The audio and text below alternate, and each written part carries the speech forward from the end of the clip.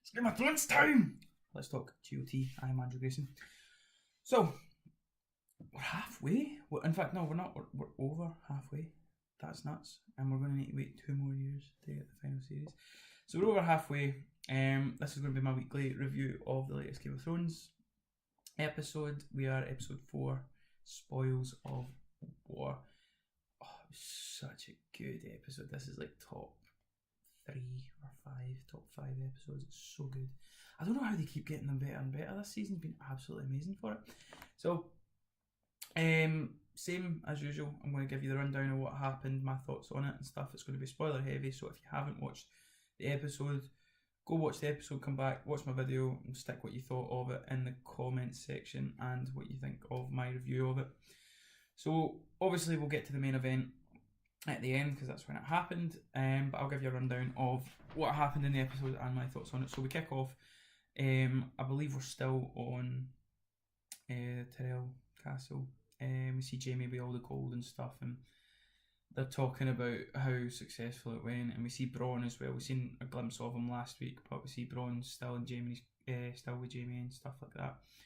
I'm not sure if this came in order, but I'm going to kind of talk about them in the same time. We also see Cersei talking to the banks, basically, and it's good to see that they do the same thing as what happens in real life. So I don't know his name in it, but Mycroft, the guy that plays the banker, he's like, he's never been paid back this substantial amount of money so quickly, and that the people within the bank are going to be a bit disappointed because they've grown used to the interest payments and stuff, which is similar to real life, because that's what I got. I pay off my credit card and then I've got letters through the door going, do you want a loan? No, I don't want a fucking loan, okay? I'm sick of paying money back. So again, we see obviously that the raid in last week's episode is now beneficial to Cersei, that she's got the gold and she can pay off the bank's debts, and the bank now want to back her in the war that she wants, that she's now faced with. An exciting moment. Arya finally makes it back to Winterfell. There was a part of me that was panicking when she wasn't actually getting in past the guards at the gate. I thought something's going to go wrong here, because that's the way of it. Every time Arya's kind of been close to getting back to her family, or close to seeing somebody, or close, something stops her. But it happens, we see it. So we see her getting back with Sansa, which was I think they've done really well, because when Sansa met Jon, it was a really emotional moment. The two of them, the first time they'd seen each other since the second episode of season 1. And it was really emotional. It was the first family member that she knew. I'm not alone, he's alive, this, that and the other thing. But when she sees Arya, who they did think was dead, it wasn't as emotional. It was still emotional enough between sisters, but remember, they didn't get on when they were together. So, but it was emotional enough. Do you know what I mean? They were happy to see each other and things like that. Also, like the wee kind of back and forward when she's talking about, I was gutted that Joffrey died because he was on my list, and Sansa's like, what list? And she's like, I've got a list of people that I want to kill, and she's like, ha ha ha ha, and Arya's like, fucking do, trust me. So again, Arya's become one of my favourite characters. I hated her in the last 2 seasons. The story with the faceless man was fucking dull, but now, and we see it later on why I like her as well, now she is one of my favourite characters. I like watching her as well. Maisie Williams is really good at playing her now. I like who she is as a character now. I didn't like her when it was the faceless thing. I like her now. If you see me looking down, it's my notes on my phone. We see her as well. We see Littlefinger. I hate Littlefinger. I really dislike him. Like, I know I'm supposed to hate like Cersei and Ramsay, and Littlefinger is like a fucking rat. He's gnawing at the back of people. He's not really face to face that much an arsehole, but he's up to something. And we've seen him try to kind of somewhat bribe Bran with this Valyrian steel dagger, because obviously now Bran is the rightful heir to Winterfell, and that's all he does. He just sucks bum to try and benefit himself, and I don't like him. Obviously that's great characterization. I don't like him, but he's up to something. He's going to fuck somebody over. He's going to screw somebody over that we like, and it's going to annoy me, and I've called it now. But then we see Bran. Bran talks about how he's got no use for the dagger, so he gives it to Arya. Again, another character I'm not too fond of, but in a different way from Littlefinger. Littlefinger as a character is great, but I just don't like him. I don't like Bran's character. I find it really boring, and I find him. I just don't know what he brings. Like, I understand, obviously, he's this three-eyed Draven, and he can see everything, the future, the past, the present, all that kind of stuff, and he will probably be really pivotal, but I just don't like it. I'm not a fan of it. Put your thoughts in the comment section if you think I'm wrong. Let me know what you think of the Bran character and stuff. But I'm just not a fan of it. So I'm going to move on swiftly because I don't like him. We're back to Dragonglass. We see Jon showing Daenerys the big mountain of Dragonglass under Dragonstone. And we see the etchings on the cave wall from the Children of the Forest, and we see Daenerys assumes it's from centuries ago and years ago, and he's like, no, this is from when man. And we see the two of them, because Jon's obviously already seen the cave drawings. They work together to fight, and we see on the wall the White Walkers. And I think at this point you kind of see Daenerys go, right, this is real. This is actually, he's not talking out his hand. And I love the dynamics between Jon and Daenerys this series. It's like you've been waiting the whole first 6 seasons to see the two of them together, and it's lived up to it for me because they're two very, very different but very strong characters in their own right. They both have their own thoughts and feelings about what they want to do for their people, and they stand by it. So we see Daenerys talk about, look, I'll fight with you, Jon Snow, I'll come with you, you'll have my armies, you'll have my dragons to fight the White Walkers, but you have to bend the knee. And she won't relent on this, and Jon's like, look, I'm doing what's right for my people, right? They wouldn't accept it if I allowed the same things to happen again. And she talks about him being pig-headed and he's doing it for arrogance.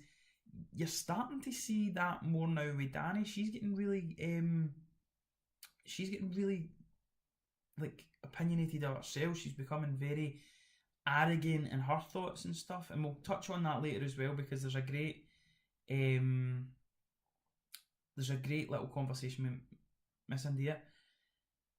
So we see her go out and what's his name? Where is her? Hi, Tyrion, sorry. Tyrion's standing there and he's like, look, we've took Castle Rock, and she's like, good, that's what I want to hear. And he goes, but no, it's not as good. It's not good. So you see her obviously getting pissed off, and you see her like, I'm losing this war, what is going on, and this, that, and the other thing. And she turns to Jon Snow and she's like, look, I've got 3 dragons. I'm going to use my dragons, right? I'll know where they are. I'm going to go and I'm going to obliterate them, basically. And she asks, and Tyrion kind of reminds her, he's like, look, you don't want to do that, right? You want to be safe. You're the queen. You need to show the people what you are. And she's obviously in a situation where everything's going wrong, so she's going the only way she knows how to resolve it. And she asks Jon Snow's opinion, and this is why Jon Snow's one of the best characters in this. Jon Snow stays Jon Snow entirely. After everything he's been through, after everyone he's lost, he's still Jon Snow. He still has his beliefs, he still has, and he still follows them. And he talks about how people have spoken about how she is different. She's the one to bring change. If she takes those dragons, she's going to be like everybody else, and then it leaves. And we all know what happens next. So we then go back to Winterfell, and we see, oh, it was brilliant. We see Phasma, or Brienne. I like to know her as Phasma because I'm a big Star Wars geek. See Brienne training Pod again, and she's slapping him about, and Arya walks over and she's just like, oh, I'll give it a go. And it's one of the best sword fighting moments that I've seen in a long time in film or TV. It was so good, and it was so, again, the styles were different. You see Brienne like this big brutish sword and big swings and heavy this and heavy that, and Arya was just like dance moves and skipping a wee thin needle and going. It was so good, and you seen the two of them kind of a mutual respect for each other, and it was brilliant. And I thoroughly enjoyed it. I like the cat again. It's more credit to Arya as a character. Where are we now? Again, I wrote down here, fuck Littlefinger. Littlefinger's a deviant bastard. I hate him. Theon returns. Theon comes back to Dragonglass. I was shouting at my telescreen for Jon to punch him, but we see Jon just says, look, if it wasn't for what you'd done for Sansa, I'd have killed you by now, which is understandable. Theon is a very complicated character in Game of Thrones. You hate him, you like him, you hate him, you like him, you hate him, you like him. I have sympathy for him just now because as much as what he did for his sister was cowardly, he done it for the right reasons. He's ran off to come back and fight again. He's got the full intention to come back and save his sister, which I commend. So I think he will redeem himself in the end. He's a good character to have, but yeah, he's complicated, the fact that you like and dislike and like and dislike.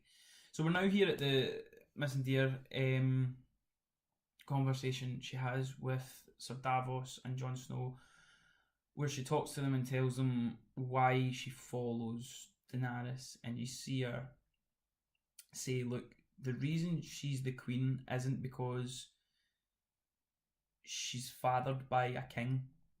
We chose her. We wanted to serve her.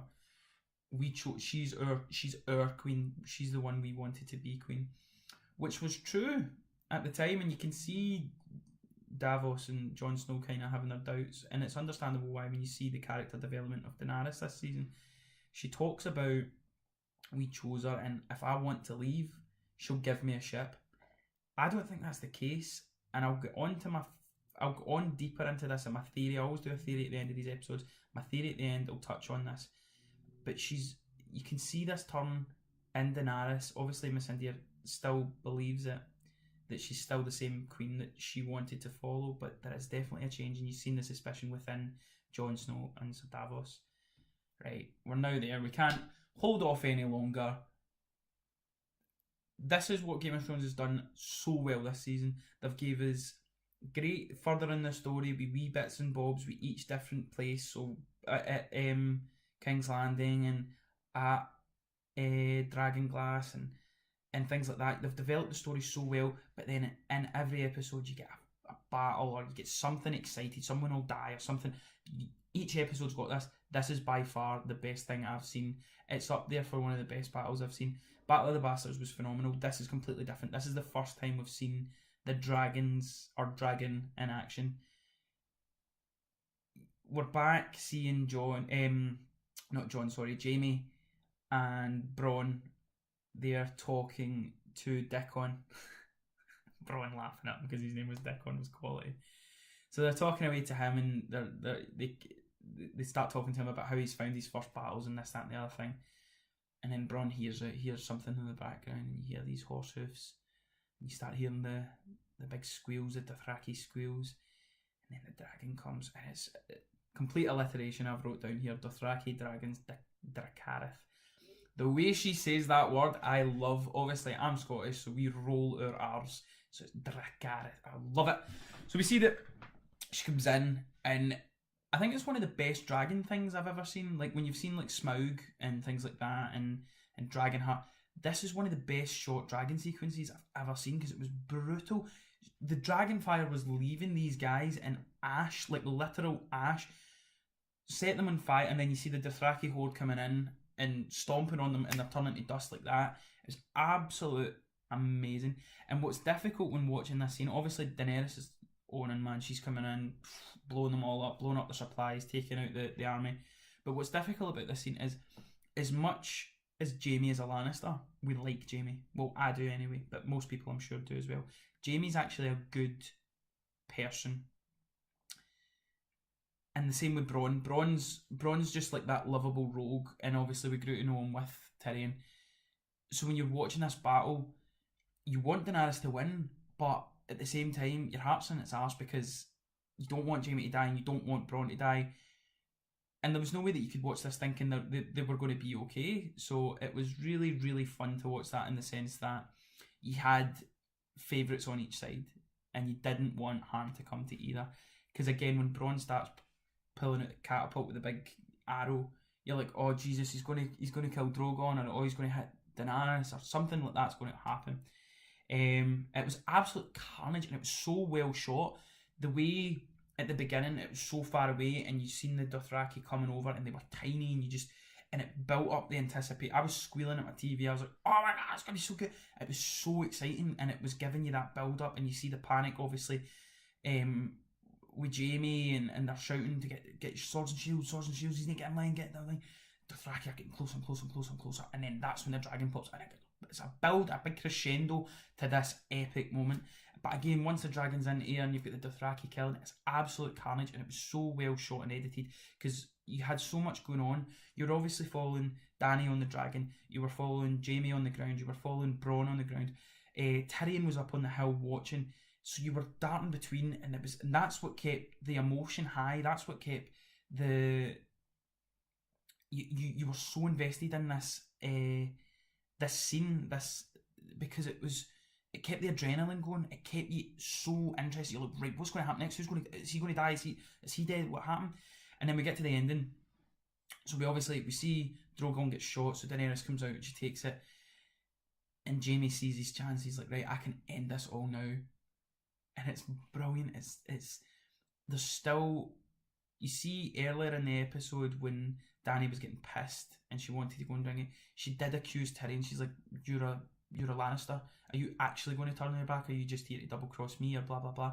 But you can see here he does still care for his brother when he's telling him, don't be an idiot, don't do that, don't be a fucking idiot. It was so intense. Again, the shots, the way it was edited, it's back and forward. It was fantastic. And then we see as he gets closer to Daenerys, Drogon turns. It's such a good. It was same with Godzilla. It was the same with any dragon shot. When you see a dragon shot where you see the mouth, and as it opens, you see this fire about to come from its mouth, and he's about to light Jaime up, and he gets tackled into the water. It could have been Bronn, it could have been Dickon, we don't know yet. But he gets tackled into the water, and the last scene of the episode, you see Jaime kind of floating down and under the water. It was phenomenal. It was absolutely. It was carnage. It was fantastic, and it's left you. I think they'll top it because they've topped everything else they've done this season, and I think they'll top. And the scary thing is that was one dragon. There's still two more. Could you imagine? And I hope. Well, I think we will. They wouldn't ruin it for us by not doing this. You're going to get the 3 dragons at the one time. Oh, it's going to be so good. It's going to be amazing. But no, that episode for me was one of the top episodes, because again, it furthers the plot. You're getting things that you've been waiting for this entire run of Game of Thrones, and you're getting these big, massive battle scenes, which make it worthwhile when you see these, like last week's episode with the Unsullied. It wasn't really so much a battle, but it was just a smaller, really didn't spend enough time on it, whereas when you get this one, it's a payoff. It's so good. So that's the end of my rundown of this episode. So what I'm going to do now is I'm going to give you, I've got 2 theories again.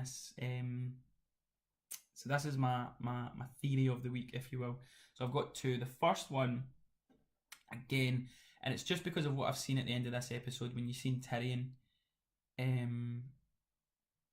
because of what happened in last week's episode, and because of what happened in this week's episode, when you see Tyrion obviously still cares for his brother, calling him an idiot, don't charge at a dragon, don't do this, because he doesn't want to see any harm come to Jaime.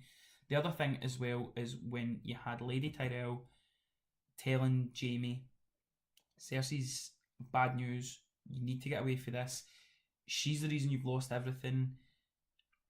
Is he going to double cross? I think he'll double cross Cersei, or not double cross, but he'll change his mind about Cersei and he'll join Tyrion, because I think Jaime will tell Cersei that it wasn't Tyrion that killed Joffrey, and she says it wasn't.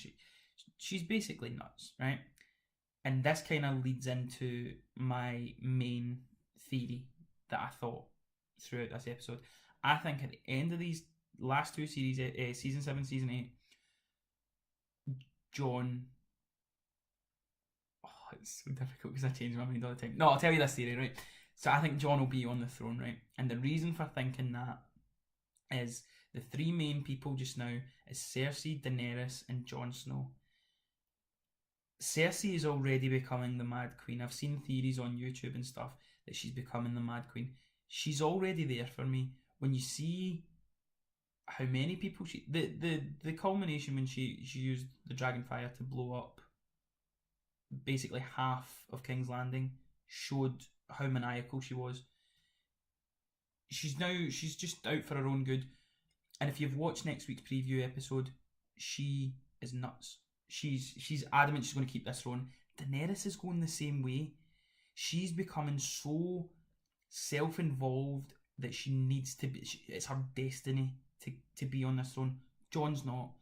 Jon just wants the best for his people, and I think it will get to a point. Maybe you see Daenerys is going to have the throne, and she says, "Jon, you would be a better ruler." I think Jon has a high chance to be in the throne at the end of Game of Thrones. I hesitated because I think there's another, but I'll keep that for next week. But anyway, guys, this has been my review of Game of Thrones Season 7, Episode 4, Spoils of War. If you like this video, hit the like button. Let me know your thoughts on this episode. Let me know your thoughts on this review. If you have any thoughts or theories, anything like that at all, put it in the comment section. I love reading that kind of thing. And it gets me more interested into what other people think of what's happening in the Game of Thrones world. If you know other people that are into Game of Thrones and would be interested in this video, share it, all that kind of jazz. Subscribe to my YouTube channel. I think I'm going to go see 3 films this week, so I'm going to try and get more, because I've not really done many film reviews as of late, just really Game of Thrones. So I'm going to go and try and see as many films this week as I can and get those videos up to my channel as quickly as possible. But thanks again for watching, and I will see you on another time.